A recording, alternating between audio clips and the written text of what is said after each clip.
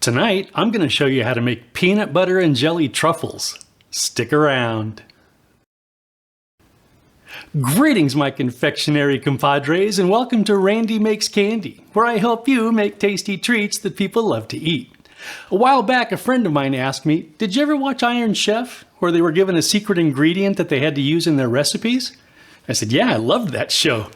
He then said, here's your secret ingredient, and gave me 2 bags of peanut butter M&Ms. Well, I'm certainly no Iron Chef, but after some serious confectionery cogitation, I decided to make a white chocolate strawberry truffle and include some of the M&Ms, making a candy version of a PB&J. As always, I'd love to hear about your results if you decide to make your own peanut butter and jelly truffles, as well as suggestions for other recipes you'd like to see in future videos. For this recipe, I used 1½ cups of freeze-dried strawberries, 2 cups of white chocolate chips for the ganache, 3/4 cup of heavy cream, some peanut butter M&Ms, and 2 cups of white chocolate for the coating.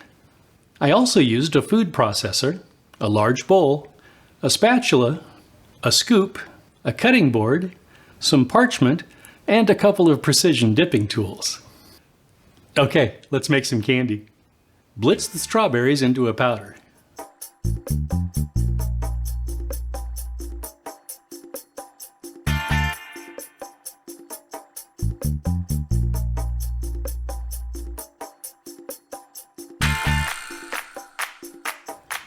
Place the chocolate chips in a large bowl and microwave them for 30 seconds. Microwave the cream until it starts to simmer, 20 to 60 seconds. Pour the cream over the chocolate chips and let the mixture rest for about 5 minutes. Add most of the strawberry powder, saving a little as a topping, and stir to combine.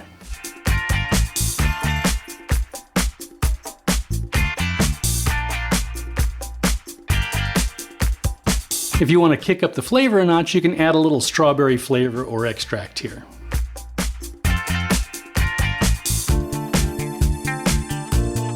Place the ganache in the refrigerator to chill for at least an hour. Scoop some of the ganache, add a couple of M&Ms, form it into a ball and place it on a lined cutting board.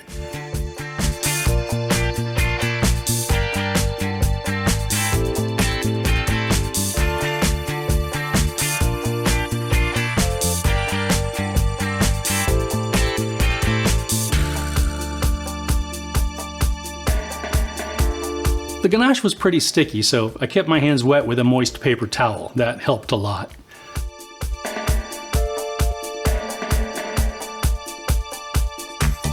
Continue with the remaining ganache, then return the ganache to the refrigerator for 30 minutes or so until firm.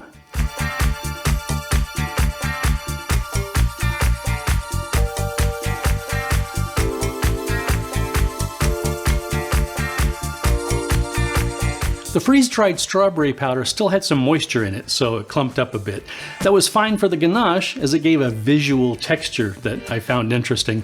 It wasn't going to work for the topping though, so I put the set-aside powder in the dehydrator for a few hours to get that last bit of moisture out and make it suitable for sprinkling.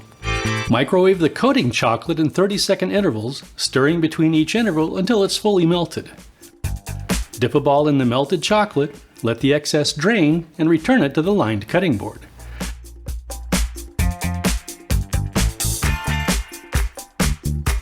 Immediately top it with a bit of the remaining strawberry powder. Repeat with the remaining truffles, then place them in the refrigerator to set. And that's it.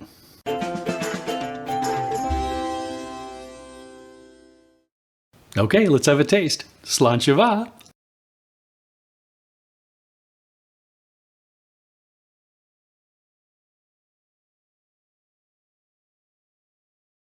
Oh yeah, snappy chocolate, creamy ganache, crunchy M&Ms in there.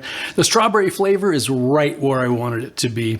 The peanut butter flavor is definitely noticeable, but to me it's a little weak. I'd like a little more maybe. Next time I'd probably try adding a dollop of melted peanut butter in the ganache along with the strawberry powder and then mixing it up. Might be fine for you the way it is though. Having said all that, I'm still really happy with the way these turned out. If you're looking for a different take on PB&J, you really ought to try these. And Vic, thanks for the challenge. Place the ganache in the refrigerator to chill. Greetings, my confectionery compadres, and welcome to Randy Makes Candy, where I help you make tasty treats that people love to eat.